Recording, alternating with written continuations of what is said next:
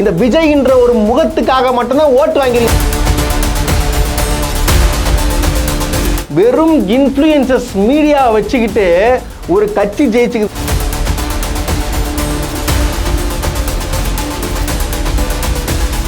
ஏங்க இப்படி பொய் சொல்லிட்டு இருக்கீங்க? ஏன் பொய் சொல்லிட்டு இருக்கீங்க கேட்கறேன். உங்களோட அரசியல் வாழ்க்கை சகாப்தம் முடிஞ்சிடும், இதான் உண்மை. அனைவருக்கும் வணக்கம். ஜோசப் விஜய் அவர்கள் பொறுப்பேற்று, அதாவது முதலமைச்சராகி பொறுப்பேற்று கிட்டத்தட்ட ஒரு 6 நாட்கள் ஆகுது.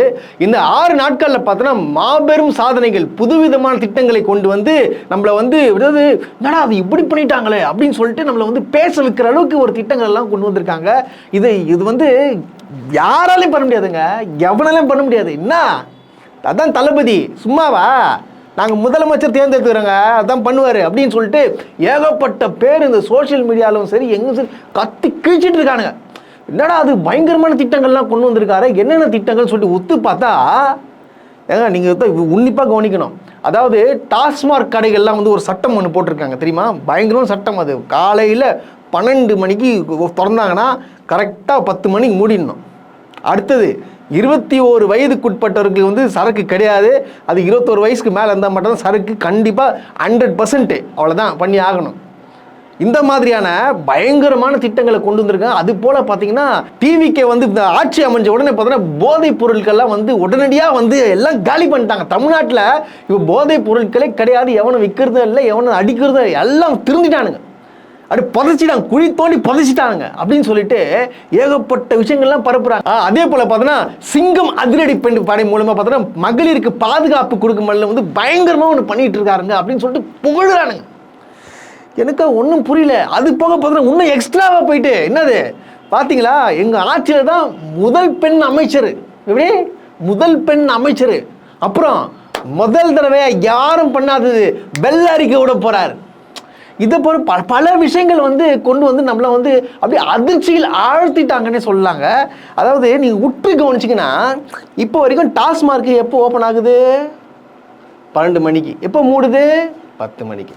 அப்புறம் பார்த்தோன்னா 21 வயதுக்குட்பட்டவர்கள் தான் சரக்கு தரப்படாது அப்படின்னு சொல்லிட்டு மேலே போர்டே போட்டிருப்பான். ஆனால் இப்போ தான் போட்ட மாதிரி என்ன பண்ணுறாங்க, இப்போதான் எங்கள் அண்ணன் கொண்டு வந்தார், எங்கள் அண்ணன் அது பண்ணிட்டாரு இது பண்ணிட்டாரு, அப்படியே 700 டாஸ்மாக் கடைகளை மூடிட்டாரு. அப்புறம் கோயில் பக்கத்தில் இருக்கிற டாஸ்மார்க்கும் சரி, பள்ளிக்கூடம் பக்கத்தில் டாஸ்மார்க்கும் சரி, அப்புறம் பேருந்து நிலையங்கள் பக்கத்தில் டாஸ்மார்க் சரி, எல்லாருமே மூடுறதா சொல்லிட்டாங்க.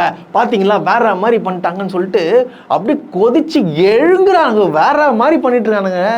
எனக்கு ஒன்றுமே புரியல. அதாவது இது எல்லாமே பார்த்தீங்கன்னா ஆல்ரெடி அமலில் இருக்கிறது, சரியா? இவங்க என்ன பண்ணுறானுங்க, இப்போ தான் புதுசாக என்ன எங்கள் தளபதி தான் கொண்டு வந்துட்டாருன்னு சொல்லிட்டு பண்ணுறானுங்க. இப்போ இவங்க பண்ணது எல்லாமே எந்த ஆட்சியில் இருந்துச்சு? திமுக ஆட்சியில் இருந்துச்சு. இந்த திமுக ஆட்சியில் என்னெல்லாம் சாதனைகள்லாம் பண்ணியிருக்கிறாங்களோ அதெல்லாம் தூக்கி இவங்க அண்ணன் பேரில் எங்கள் அண்ணன் தான் பண்ணிட்டாருன்னு சொல்லிட்டு சோஷியல் மீடியாவில் பரப்புறானுங்க. அதாவது புரிதுங்களா, தேர்தல் முடியறதுக்கு முன்னாடி திமுக இருக்கிறது வேஸ்ட்டுங்க, அவங்களாம் வேலைக்கே ஆக மாட்டாங்க, அவங்களாம் பார்த்தீங்களா எவ்வளோ பாதுகாப்பு இல்லாமல் இருக்காங்க, ஒரு ஒழுக்கம் இல்லை, தமிழ்நாட்டில் வாழறதுக்கு பயமே இல்லை சொல்லிட்டு இந்த மாதிரி விஷயங்களை வச்சு பார்த்தீங்கன்னா தேர்தல் வழியாக பரப்புனாங்க. மக்கள்கிட்ட போயிட்டு திமுக கெட்ட கட்சி, தீய சக்தி, எதுவுமே சரியில்லைன்னு சொல்லிட்டு பரப்புனாங்க. ஆனால் இப்போ இவங்க ஆட்சிக்கு வந்தவர் என்ன பண்ணுறான்னு பார்த்தீங்கன்னா திமுக கொண்டு வந்த திட்டங்களில் அனைத்துமே எடுத்து இவங்க பேரில் போட்டு நல்ல பேர் வாங்கிக்கிறாங்க. பார்த்தீங்களா எப்படி செயல்படுறானுங்க பாருங்க.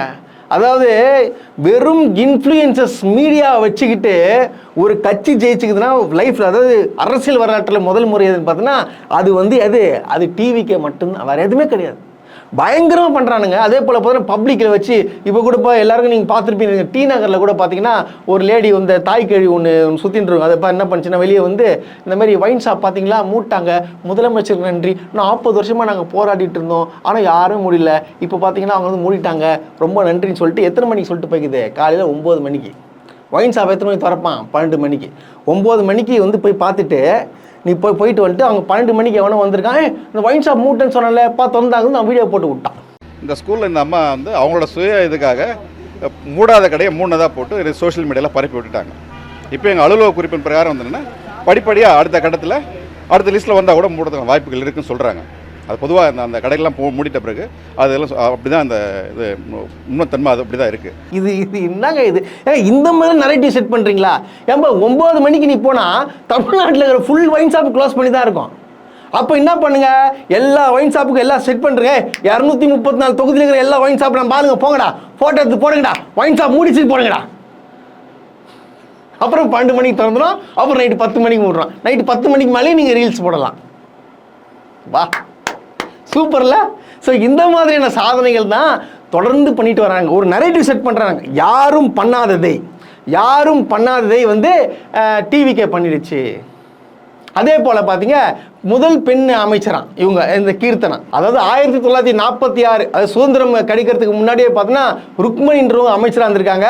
அப்புறம் காமராஜர் அவங்க ஆட்சியிலையும் பார்த்தீங்கன்னா லூர்தம்மாள்ன்றவங்க அமைச்சராக இருந்திருக்காங்க. ஏன் பார்த்தீங்கன்னா அவங்களுக்கு அதிமுக சேர்ந்த வளர்மதி இருந்திருக்காங்க. ஏன் அதை விடுங்க, நம்ம ஜெயலலிதா இல்லையா, ஜெயலலிதாவே அமைச்சர் தான். போன ஆட்சியில் பார்த்தீங்கன்னா கிட்டத்தட்ட 4-5 பெண் அமைச்சர் இருந்திருக்கிறாங்க. இன்னும் புதுசாக நரேட்டிவ் செட் பண்ணுறாங்க. அதாவது விஜய் மட்டும்தான் வந்து இது பண்ணியிருக்காரு, வேற யாரும் பண்ணதில்லை. ஆனால் இந்த அறிவில்லாத, அதாவது நம்மள என்ன மாதிரி ஆட்கள் வச்சுக்கலாம், என்ன மாதிரி அறிவில்லாத ஆட்கள்லாம் என்ன பண்ணுறாங்கன்னு பார்த்தோன்னா, ஆமாப்பா இவங்க சொல்கிறது ஏற்றுக்கிறாங்க. என்ன மாதிரினா என்ன சொல்லலை, நிறைய பேர் சொல்ல வார்த்தைகள் வரல. ஏன்னா அவங்க மேலே ரொம்ப சந்தோஷப்படுறாங்க. ஏன்னா ஒரு மிகப்பெரிய ஒரு ஜாம்பவான், ஒரு மிகப்பெரிய ஒரு தமிழ்நாட்டு மக்களுக்காக போராடின ஒருத்தர் விஜய்க்காக வந்து வாக்களிச்சிருக்காங்கல்ல. இந்த மாதிரிலாம் போய் சொல்லி பரப்பி இந்த அளவுக்கு ஒரு நரேட்டிவ் செட் பண்ணி ஒருத்தரை சிஎம்மாக ஆக்க வச்சிருக்கிறாங்க. யாரு? நம்ம மக்கள். நான் ஓட்டு போடல, நம்ம மக்கள். எவ்வளோ பெருமையா இல்லை? தமிழ்நாடை புகழ்ந்து தள்ளுறானுங்க. அதாவது இந்த மாதிரி சாதனைகள் பாருங்க, 6 நாட்களில் இவ்வளோ சாதனைகள் பண்ணியிருக்கிறாங்க. சூப்பராக இல்லை? திமுக என்னென்னலாம் பண்ணிச்சோ அப்படியே தூக்கி அந்த ஃபோட்டோவை டவுன்லோட் பண்ணி எடுத்து போடுறது.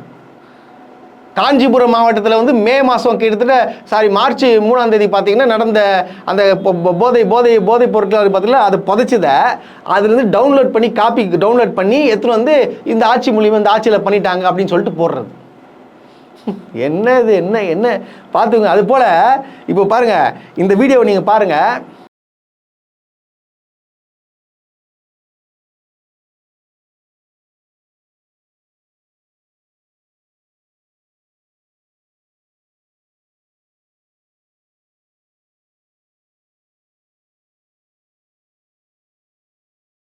இந்த வீடியோவில் வர அனைத்து கார்களும், அதாவது இங்கே பார்த்தீங்கன்னா ஒரு இந்த படையை உருவாக்கணும்னு சொன்ன பார்த்தீங்கன்னா பிங்க் பேட்ரோல்னு சொல்லிட்டு ஒன்று கொண்டு வந்தாங்க பார்த்தீங்களா. அதெல்லாம் வந்து கலைஞர் மு.க. ஸ்டாலின் கொண்டு வந்தது.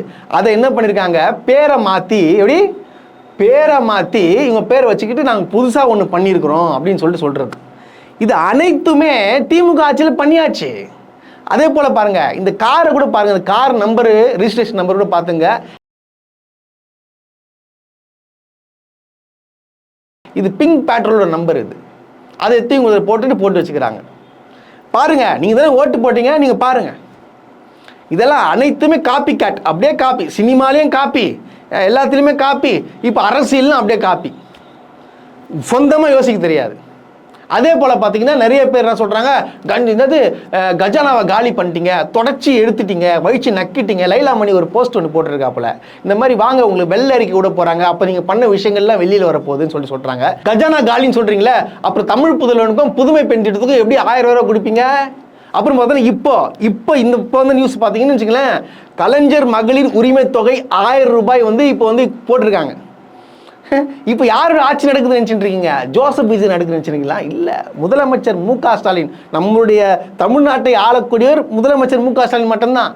எனக்கு முன்னாள்னு சொல்றதுக்கு வார்த்தை வரல. ஏன்னா அவருடைய திட்டங்களை மட்டும்தான் வந்து செயல்படுத்திட்டு இருக்காங்க. அதாவது பார்த்தீங்கன்னா மு.க. ஸ்டாலின் அவர்கள் வந்து ஒரு 3 நாள் முன்னாடி பேட்டி கொடுத்திருந்தாரு. இந்த மாதிரி பார்த்தீங்கன்னா நீங்கள் வந்து அறிக்கை விட்டுருக்கீங்க, நல்லா இருக்கு, ஆனால் 2500 ரூபாய் கொடுப்பீங்களா கொடுக்க மாட்டீங்கன்னு தெரியல, அது கஷ்டம். ஆனால் கொடுக்க வேண்டிய அந்த 1000 ரூபாவை மக்கள் வெயிட் பண்ணிட்டு இருப்பாங்க, தயவுசெய்து கொடுத்துருங்க சொல்லிட்டு தொடர்ந்து வந்து பதிவு போட்டோம், பேசியும். பார்த்தீங்கன்னா இது வந்து இன்னைக்கு வந்திருக்கு. ஏன் இன்னைக்கு வந்திருக்குன்னு பார்த்தீங்கன்னா இது தடுக்க முடியாது. ஏன்னா இந்த 1000 ரூபாய் வச்சுட்டு பார்த்தீங்கன்னா நிறைய மகளிர்கள் தன் குடும்பத்தை நடத்திட்டு வராங்க. இது உண்மைங்க. அது அதனால தான் விஜய் என்ன பண்ணிட்டாரு, சரி இது நிறுத்தினா வந்து நம்ம தப்பாயிடும் சொல்லிட்டு இந்த 1000 ரூபாய் வந்து போட்டாப்புல. இதுக்கப்புறம் இன்னொரு 1000 ரூபாய் வருமானம் நினச்சிங்கன்னா அது வரத்துக்கான ஆப்ஷன் கிடையாது. உண்மை தான். இவர் என்ன பண்ணியிருக்காருன்னு பார்த்தீங்கன்னா, நான் முதலமைச்சர் ஆகணும், அதுக்காக நான் எதனா ஒன்று பண்ணணுன்ற ஒரு நோக்கத்தோடவே என்ன பண்ணியிருக்காரு, ஃபுல்லாக வந்து போய் சொல்லி உங்களை ஏமாத்திட்டோம். இப்படி தான் நடக்குதுங்க, இப்படி தான் நடக்குது. கரெக்டாக இல்லை, நான் இப்போ தான் ஆட்சிக்கு வந்தோம், ஆட்சிக்கு இப்போ தான் வந்திருக்கோம், இவ்வளோ சீக்கிரம் ஏன் கொடுக்கணும், கொஞ்சம் வெயிட் பண்ண மாட்டிங்களா? எதுக்கு வெயிட் பண்ணோம்? என்ன சொன்னீங்க நீங்கள்? கையெழுத்து, முதல் கையெழுத்து என்ன சொன்னீங்க? 200 யூனிட் ஃப்ரீ, மாதம் 200 யூனிட் ஃப்ரீ சொன்னீங்களா? அப்புறம் கையெழுத்து போட்ட உடனே, இப்போ கையெழுத்து போட்ட உடனே என்ன பண்ணுறீங்க? நைஸாக வந்து இல்லை பண்ண முடியாது, 2 மாதத்துக்கு ஒரு வாட்டி தான், அதுவும் வந்து 500 யூனிட் யூஸ் பண்ணுறதுக்குள்ளே மட்டும்தான் 200 யூனிட் ஃப்ரீ, இல்லைனா வந்து ஃப்ரீ கிடையாது அப்படின்னு சொல்கிறது. இது ஏன் மாற்றி பேசுகிறீங்க? இப்போ ஏன் மாற்றி பேசுகிறீங்க? அதே போல் பார்த்தீங்கன்னா தமிழ்நாடு ஃபுல்லாக மகளிர் வந்து இலவசமாக பயணம் பண்ணலாம். நீங்கள் அந்த திட்டம் எங்கே? முதல் கையெழுத்து தானே சொன்னீங்க, அதுவும் இல்லை. அப்புறம் பார்த்தீங்கன்னா இந்த அதிரடி படையின்னு ஒன்று கொண்டு வந்தீங்க, அது வந்து திமுகவோட திட்டம், பிங்க் பேட்ரோல் அது. அப்போ எப்படி? அப்போ என்ன புதுசாக என்ன பண்ணீங்க? பேரை மாற்றுறது, அதாவது அவங்க கொண்டு வந்ததுலாம் இவங்க பேரை போட்டு பண்ணுறது, இதெல்லாம் எப்படி நரேட்டிவ் செட் பண்ணுறீங்கன்னு தெரியல எனக்கு. இது வந்து விஜய் அவர்கள் வந்து பண்ணல, அதாவது நியூஸில் வரதை தூக்கி இவனுங்க என்ன பண்ணுறானுங்க, டோட்டலாக அந்த விர்ச்சுவல் வாரியர்ஸ் வந்து ஃபுல்லாக பதிவு போட்டு இன்னும் ஊர் ஜனங்களை அந்த ஏழை, அதாவது பார்த்தீங்கன்னா கிராமத்துக்குள்ளலாம் போயிட்டு பரப்பிட்டு இருக்கானுங்க. இதெல்லாம் வந்து நாங்கள் கொண்டு வந்தோம், திமுக அதிமுகலாம் ஒன்றுமே பண்ணலன்ற மாதிரி ஒரு நரேட்டிவ் செட் பண்ணி ஃபுல்லாக ஏமாற்றிட்டு இருக்கானுங்க. அதை விடுங்க, இன்னொரு விஷயம் சொல்கிறேன் கேளுங்க. அதாவது ஒரு 2 நாளுக்கு முன்னாடி ஒரு பயங்கரமாக ஒரு ஃபயர் விட்டுருந்தாங்க பாருங்க விஷயத்த. அதாவது இந்திய அரசியல் வரலாற்றிலேயே முதல் முறையாக பார்த்தீங்கன்னா பட்டியலினத்தவர்களுக்கு பார்த்தீங்கன்னா கிட்டத்தட்ட 66 சீட்டுக்கு மேலே கொடுத்து அதில் வந்து 26 சீட்டு ஜெயிச்சிருக்காங்க. எதில்? பொது தொகுதியில் கொடுத்து ஜெயிச்சிருக்காங்கன்னு சொல்லிட்டு ஒரு பொய் பரப்பினா இருக்காங்க. அது பொய். அது இப்போ எடுத்தாச்சு டேட்டா. இப்போ வரைக்கும் பார்த்தீங்கன்னா பொது தொகுதியில் யாருக்குமே கொடுக்கல, எந்த பட்டியலினத்தவரும் நிற்கவே இல்லை. இதுதான் உண்மை. ஆனால் வந்து நம்ம விருதுநகரில் பார்த்தீங்கன்னா ஒருத்தர் இருந்திருக்காரு, அவர் வந்து பார்த்தீங்கன்னா எஸ்சியும் கிடையாது, அவர் வந்து பிசின்னு சொல்லப்படுது. அவங்க அம்மா வந்து வேற காஸ்ட், இவங்க வேற காஸ்ட்னால அந்த மாதிரி வந்து கலப்படம்னு சொல்லிட்டு சொல்கிறாங்க. அதுவும் வந்து உறுதி பண்ணல. ஆனால் இவங்க என்ன சொல்கிறானுங்க பார்த்தீங்களா, பொது தொகுதியிலே வந்து பட்டியலினத்தவரை நிற்க வச்சு ஜெயிக்க வச்சுக்கிறோம், இதுதான்டா விஜய் அப்படின்னு சொன்னாங்களா இல்லையா? அதுவும் பொய். இவங்க 46 பேர் சீட்டு கொடுத்துக்கிறாங்க, 46 பேருக்கு வந்து கொடுக்கணுன்ற ரூல்ஸுங்க. அதாவது எஸ்சிக்குன்னு சொல்லிட்டு தனியாகவே இருக்கும், அதாவது பட்டியலில் தனி தொகுதி ஒதுக்கி இருப்பாங்க. அந்த தனி தொகுதியில் மட்டும்தான் சீட்டு கொடுத்துருக்காங்க, தவிர பொது தொகுதியில் வந்து இந்த 26 பேர் ஜெயிச்சுக்கிறாங்க, இல்லை 66 பேருக்கு நாங்கள் சீட்டு கொடுத்துக்கிறோம், அதெல்லாம் வந்து பொய், பக்கா பொய், ஃபுல்லாக ஃபேக்குங்க, ஃபுல்லாக ஃபேக்கு.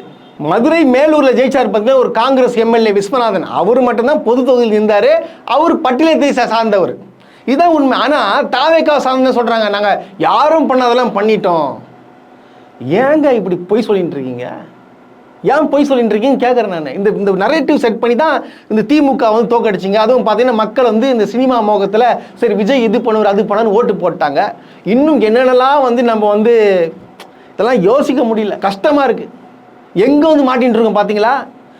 அதாவது பார்த்தீங்கன்னா அமைச்சர் ஆகிறதுக்கு முன்னாடி சரி ஒரு வேட்பாளராக ஏதோ தப்பாக பேசிட்டேன்னு விட்டுக்கோ.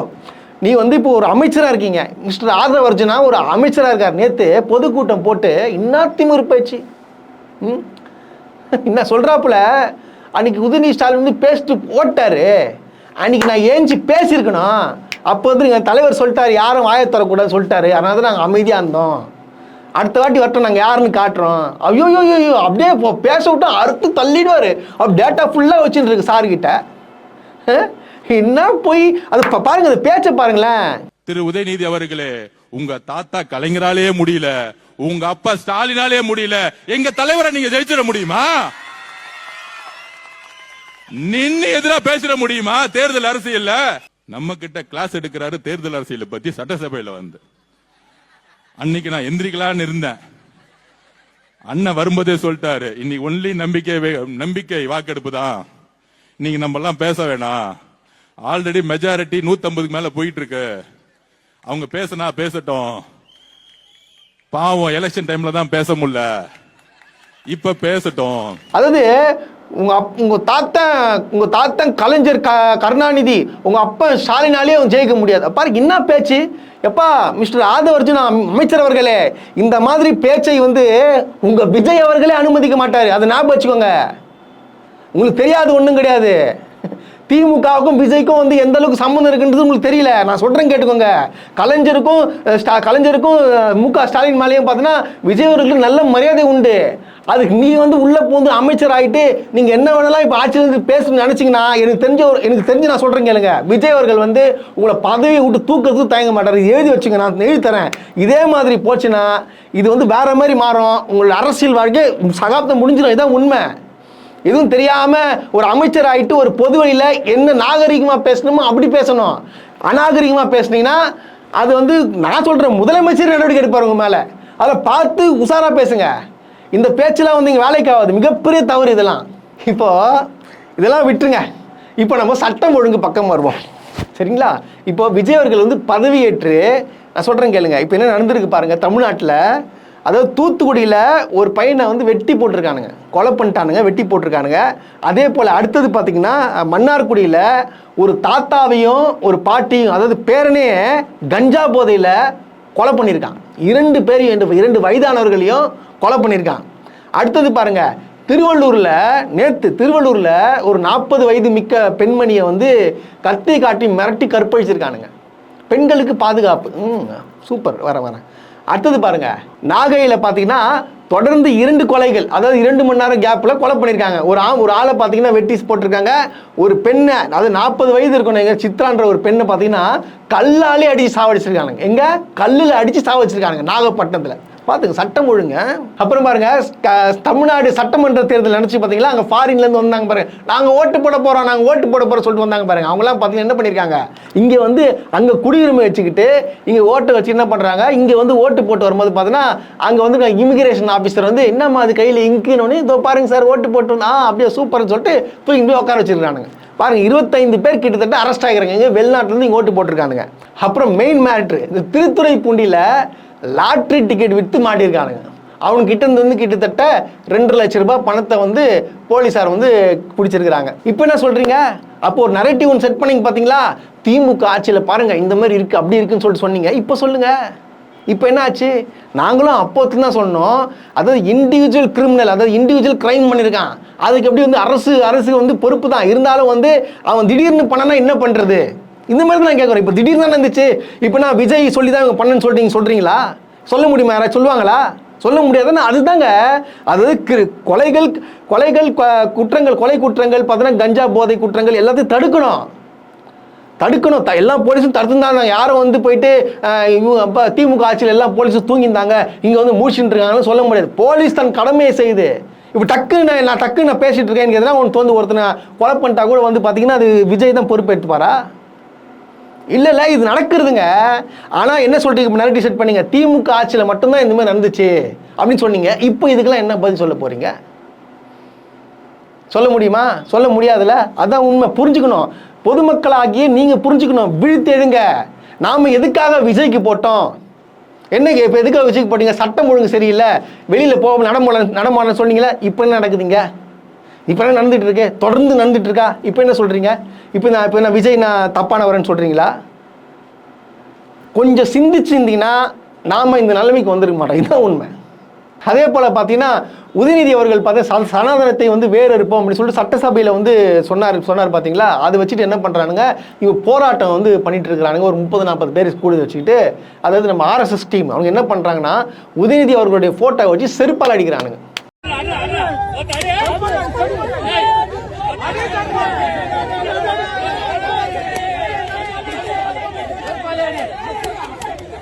இந்த தமிழ்நாட்டு மக்கள் பார்த்தீங்கன்னா இந்த பிஜேபியும் இந்த RSSயும் டோட்டலாக விரட்டியாச்சு. இந்த ஒரே ஒரு தொகுதியில் மட்டும் ஏன் விட்டோன்னு சொல்லிட்டு எனக்கு தெரியவே இல்லை. அவங்க எப்படி ஜெயிச்சான்னு சொல்லிட்டு தெரியல. அவனையும் முடிச்சு விட்டுருந்தேன்னா டோட்டலாக முடிஞ்சிட்டு இருக்கோம். இதான் உண்மை.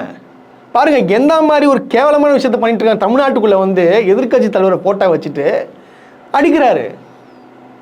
இது என்னது? இது ஒன்றும் புரியலையே. இது விஜய் சார் தயவு செய்து இந்த மாதிரி ஆட்களை வந்து பிடிச்சி உள்ள போடுங்க.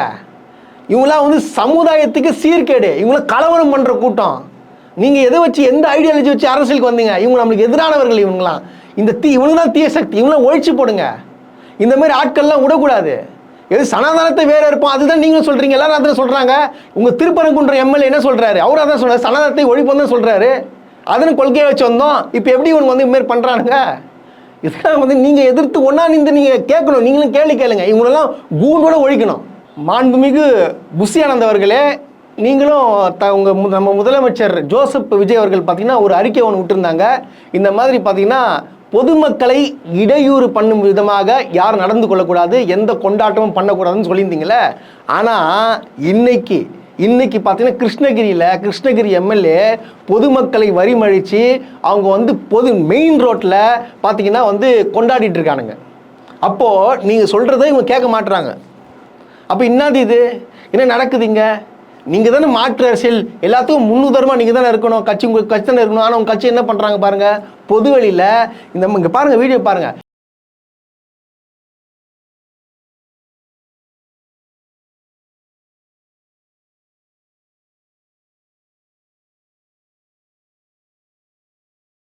எவ்வளோ ஒரு மோசமான வேலைகளை பார்த்துட்டு இருக்காங்க பாருங்க. அவங்க கொண்டாட்டம் முக்கியமா, எவனும் போகக்கூடாது. நான் கொண்டாடுறத பாருங்கடா, நான் கொண்டாடுறத பாருங்க. இன்னமும் இவர் ஜெயிச்ச மாதிரி இந்த விஜய்ன்ற ஒரு முகத்துக்காக மட்டும்தான் ஓட்டு வாங்கிறீங்களா யாருன்னே தெரியல. கிருஷ்ணகிரி தொகுதியில் இவங்க பார்த்தீங்கன்னா எம்எல்ஏவே நிற்கிட்டு இருக்காப்புல ஆளு. அப்போ அந்த அளவுக்கு மக்கள் பாருங்க எந்த அளவுக்கு இருக்காங்க. அப்போ விஜய் மூஞ்ச வச்சுட்டு தானே வந்திருக்காரு அவரு. ஆனால் இவர் தான் ஜெயிச்ச மாதிரி பொதுமக்கள் டிஸ்டர்ப் பண்ண விதமாக வந்து இந்த மாதிரி கொண்டாட்டம் பண்ணிட்டு இருக்காங்கன்னா என்னது இது? இதெல்லாம் யாரு கேள்வி கேட்பா? இப்போ இந்த எம்எல்ஏ தகுதி நீக்கம் பண்ணுவீங்களா, இல்லை அங்கே யாரெல்லாம் கொண்டாடுன்னு சொல்லிட்டு நீங்கள் கட்சி விட்டு தூக்குவீங்களா? அங்கே தூக்குங்க பார்க்கலாம். நீங்கள் தூக்குனா ஒத்துக்கிறோம், உங்கள் கட்சி மிகப்பெரிய சிறப்பான கட்சின்னு ஒத்துக்கிறோம். நாங்கள் உங்களால் பண்ண முடியுமா? செய்யுங்க பார்க்கலாம். திமுகவில் கொண்டு வந்த அத்தனை திட்டங்களும் நிறைவேற்றிட்டு இருக்காங்க இங்கே. அப்புறம் இவங்க எதுக்கு? அதுக்கு திமுக இருந்துக்கலாமே. திமுக நிறைய விஷயங்கள் பேஸ்மெண்ட் போட்டு வச்சுச்சுங்க. எத்தனை மெட்ரோ ட்ரெயின் ஓப்பன் ஆக போகுதுமா இன்னும் ஒரு 2-3 மாசத்துல? அதெல்லாம் வந்து யார் ஓப்பன் பண்ணுவார்? ஜோசப் விஜய் ஓப்பன் பண்ணுவார். கேட்டால் என்ன சொல்லுவானுங்க, எங்கள் தளபதி தான் திறந்தாரு அப்படின்னு சொல்லுவாங்க. இதுதான் நடக்குது காலங்காலமாக. அந்த காலத்துலேருந்தே பார்த்தீங்கன்னா திமுக தொடங்கி வைத்த திட்டங்கள் அனைத்தும் பார்த்தா ஜெயலலிதா வந்து ஓப்பன் பண்ணுவாங்க. ஜெயலலிதா ஓப்பன் பண்ணிட்டு நாங்கள் தான் பண்ணோம்னு சொல்லுவாங்க. அதே போல் பார்த்தீங்கன்னா திமுக நிறைய விஷயங்கள் வந்து இந்த ஆட்சி மட்டும் திமுக கட்சி தமிழ்நாடு வேற லெவலில் போயிருக்காங்க. விட்டுட்டோமே.